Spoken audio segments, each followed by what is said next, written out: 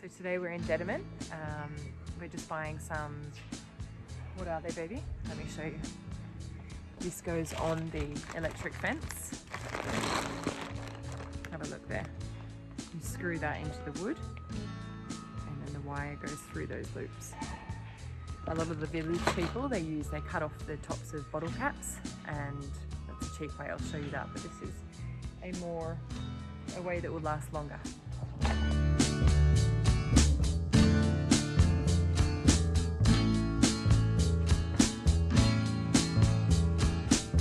Today we got a stainless steel pot, you know, so we don't have no leak those Toxins and metals. toxin metals pans, you know. This is a 14 thing slider because I broke the other one trying to get the dogs out of the house. More isolators for the electric fence. A swinger for salt. And this. And a bucket. This is to collect the watering. Surely just broke this one on yourself. Did you break the car again? Hey guys, we're checking the electric fence because that's what I do every morning. I come here. It has power on it. If it doesn't mean that it's been broken overnight for some animals or stuff like this. But now it has electricity, so it's good, it's safe.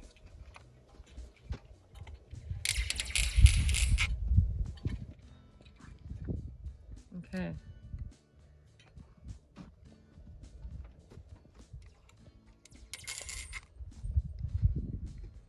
As soon as you open it, does the electricity stop? No, it doesn't stop. Not on the other parts? No, okay. It's still going all around. It's connected in it. It's like a perimeter of electric fence. So if I interrupt here, it's still gonna be because of the back, you know. So you never run out of electricity.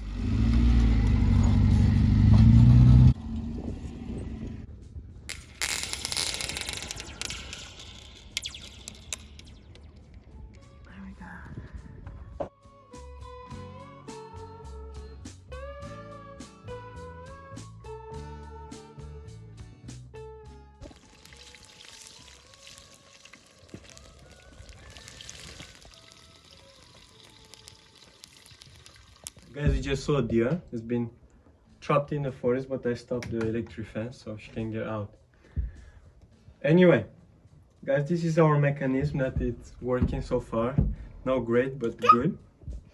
And we have a solar panel, 250 volts solar panel. It's monocrystalline, so it gets a better sunlight capture or storage.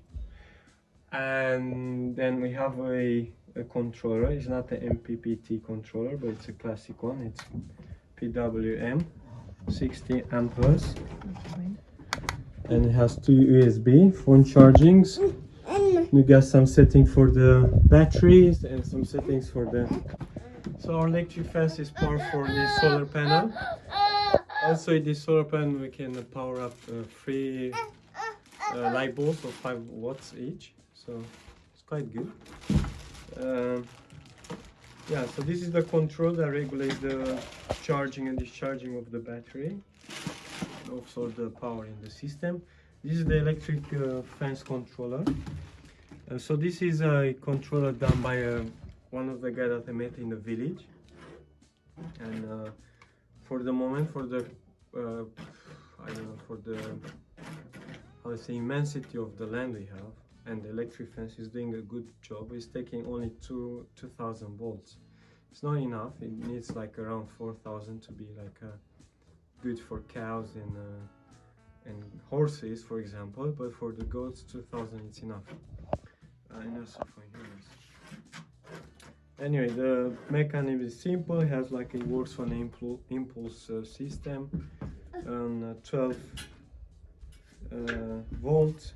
Powered by the battery, and the battery we went for a gel battery. Yeah, so the battery we choose for this old system, it's a TED 12 volts 100 amps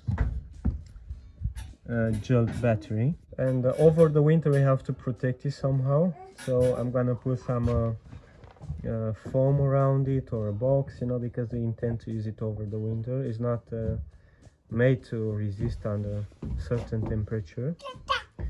but we're gonna see how good we're gonna work. So yeah, this is the whole system: solar panel, controller, the electric fence, and the battery.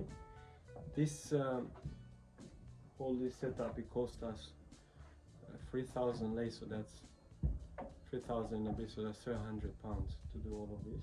The battery was almost 200 pounds itself, so it's very expensive. The controller, I think we pay 70 pounds because we make it at his friend, which is now a friend, who's now a friend. So he did it for me. He will make me a powerful one for the future, because it was the first time he did such a thing for a big, I would say, like a big perimeter of land. So I'm gonna improve it. The controller was 50 pounds, but then the solar panel was expensive, and all the wiring. I went for like a wire like this. I don't know if you can see, but this is 1.2 millimeter wire. We went for this type, and not for the normal electric fence wire cord, because this is more resistant over the time. Let's say winter and summer thing, this changing of periods will affect it less, will be less corrosion on it, and also because it was a bit cheaper than the normal wire, and it has more resistance to breakage, so it has 150 kilos of resistance. Well, that's it. I think it's enough to start with. It's the cheapest setup we could afford to do it, and of course something that can work. Yeah, I said the lights are going well, so you can come here and have some lights time to time. We'll test this battery, T80, like made in, I think it's in Holland, yeah. TED battery, so let's see how it's gonna work. Unfortunately, this is the problem with solar things, and you know how to store the energy. And we know the battery is not the best solution for the environment, neither. The lithium one, that can be better for a long time period, but they are more expensive. And the gel one probably will last like 5 years, and then we have to, you know, rebuild it or throw it and buy a new one. But yeah, we need to think about a good source of energy that we can use it for long term, that it's not it's harmless to anything, you know. And so far we go this way because it's affordable to us and very convenient. Yeah, if you want to know how we set up the fence, or if you want to have, I don't know, better explanation how we did it and how to set it up, it's quite easy. I did it myself, all the wiring and all the isolators and all of this I did it also myself. It took me like 3 days to do, to cover up 5 hectares of land. And it is a tough process because you have to make sure nothing discharging the system, so any grass, any branch or anything that touches the wire, it's discharging the electricity, the impulses in the wire, in the fence. So you have to make sure of that, that is clear. You have to clear up a lot of forest, so no leaves or anything can touch the wire to discharge it. Yeah, just to give you some insights how I set up this whole system, you know, how it works. We still have to put it back properly together, like with the wiring and stuff like this, you know, just to connect it how we want, but this will happen next year. For the moment, just leave the electric fence on. This is the control button. So right now we have in the battery 14.2 voltage. That's a regular voltage for the battery. When you have this kind of controller, you have to select from its menu the battery used. So yeah, you have to select either use an acid battery, a gel of lithium, because this will make more sense when you understand the charging max voltage and the discharging the voltage of the battery. Because if you discharge the maximum, your battery is gonna has an internal memory, so the more often you discharge it, the less lifespan it has. So you have to keep it kind of charged, and to make sure it doesn't discharge completely, you put a protection voltage. So you, instead of discharging completely at 10 point something volts, you just choose 11. And when it gets to the minimum, the consumers, like for example in our case the electric fence, is gonna stop sucking the energy. It's gonna stop functioning just to protect the battery. However, when the battery is going back to be charging again, so the sun is down, it's up, and the solar system starts charging again the battery, I selected a 12.7 volts, and when it's at that stage, the battery is starting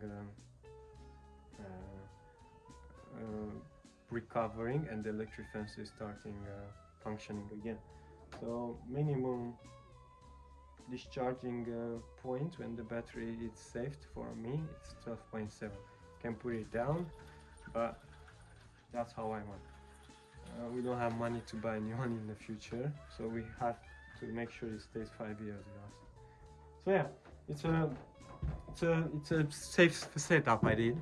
Not the best one if you are concerned about your energy consumers, but we don't have consumers. I have just the fence and a light that I do it manually from here, so it's not automatic yet.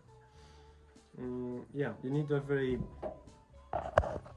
good grounding system for the electric fence. So now this is the ground, so this has to come into the soil, and I got a copper wire that goes straight into the soil.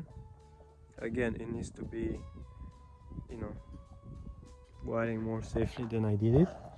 And for that grounding, you make sure that there is all the time like a good contact with the soil, with the cable, because if you don't have a good contact, you lose intensity, you lose energy, so there is no energy coming out.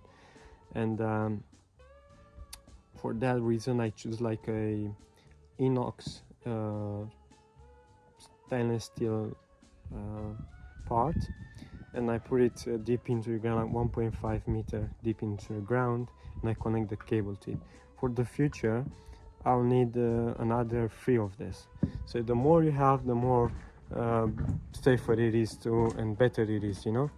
And the reason you do that, you use a stainless steel one, because it's not like the inox. The inox one is because it's not corrosive like stainless steel, so and it's very good conductor, ground to the cable for the grounding. And also I use this because in the summer, when it's very hot and the soil doesn't have moisture, there is less conductivity into the soil.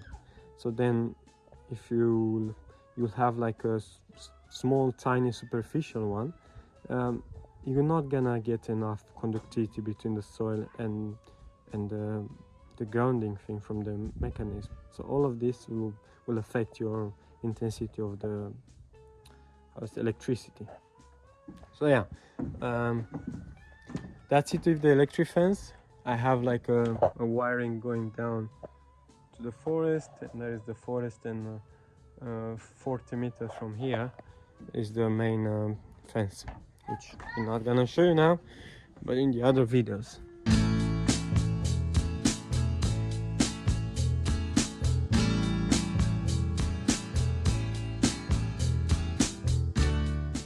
That's all for today, guys. We hope you enjoyed the electrical fencing video. Stay tuned for next week. We'll be showing you an update on the barn and Gabriel's possible discovery of water on our land. See you next time.